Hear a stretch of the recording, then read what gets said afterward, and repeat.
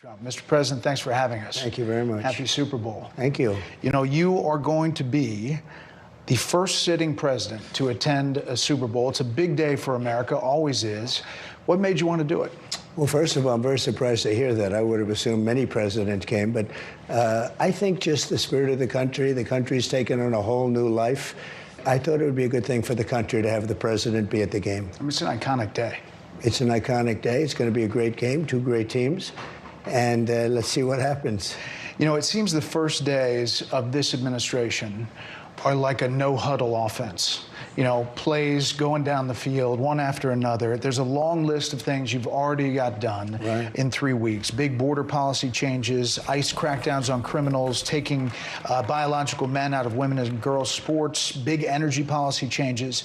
So what's different with you and your administration? The difference between the 45th president and the 47th president? Well, with the 45th, I had tremendous opposition, but I didn't know people, and I didn't have the kind of support that I needed. I put people in office, some really great ones, but I had some that I wouldn't have put. I would have, known better if it were a couple of years later, or if I had a little more experience in D.C. I was a New York person, not a D.C. person.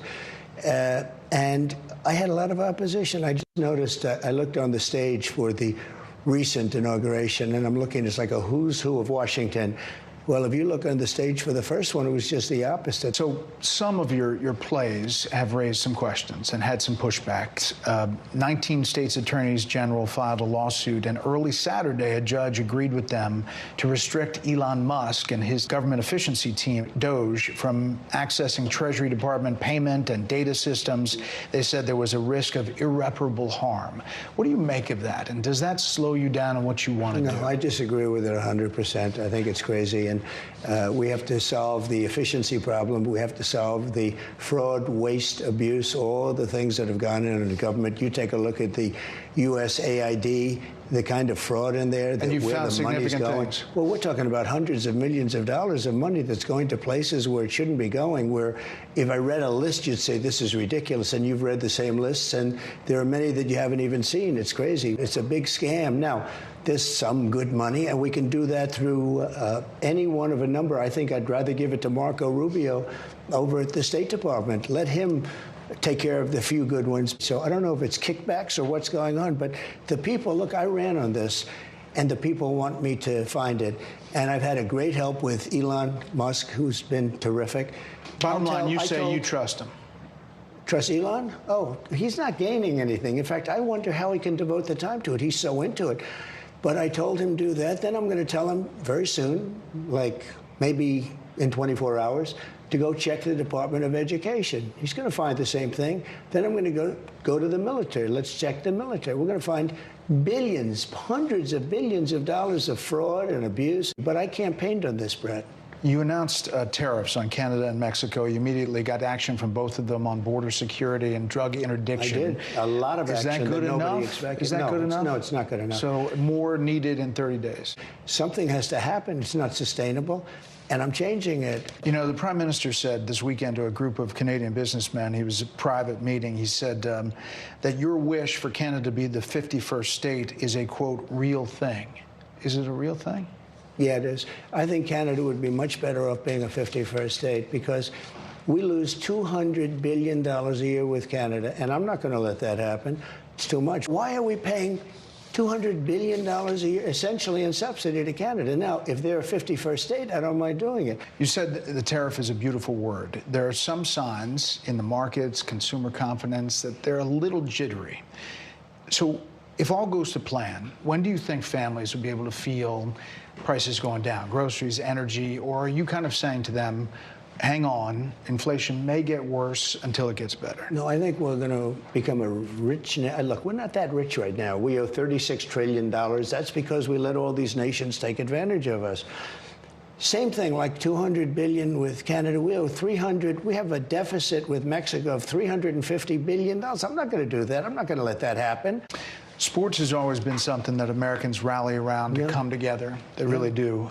You won the popular vote. You won all the swing states. Have you thought about how to try to bring the country together, to reach out or to find common ground? Have you thought about that or how that might go?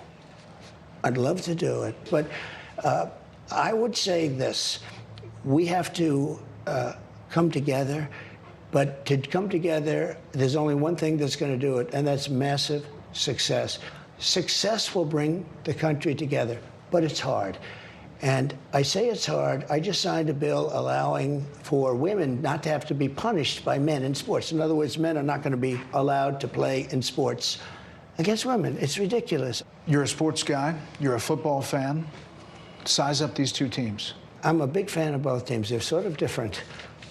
In Philadelphia, you have one of the greatest running backs, Saquon. You know, Saquon had an uncle who was a great fighter, and Iran Barkley, his name was. So you have a great running back. You really have a great quarterback. The other team, the quarterback really knows how to win. He is a great, great quarterback. So game prediction? I hate to do it. I just say that I've watched this great quarterback who has, by the way, a phenomenal wife, okay? She's a Trump fan. She's a MAGA fan, so I happen to love her, okay? But she's a great person. I watched her being interviewed. I said, boy, that's pretty good. But she's great, and he's great. I guess you have to say that when a quarterback wins as much as he's won, I have to go with Kansas City. At the same time, Philadelphia has a fantastic game. It's going to be just a great game. Finally, listen, you are the most recognized person in the world, likely the most imitated person in the world. Every comedian has a Donald Trump imitation, everyone. But now you have UFC fighters winning fights, NFL players doing the Trump dance. Yeah. Did you ever think that was going to be a thing? No, I didn't. I mean, we do these rallies. They've always been great, but they got really great. And it's just, I don't know what it is. I try and walk off sometimes without dancing, and I can't. I have to dance because it's just got something special about it. Mr. President, thanks for the time. Thank you very much. Enjoy the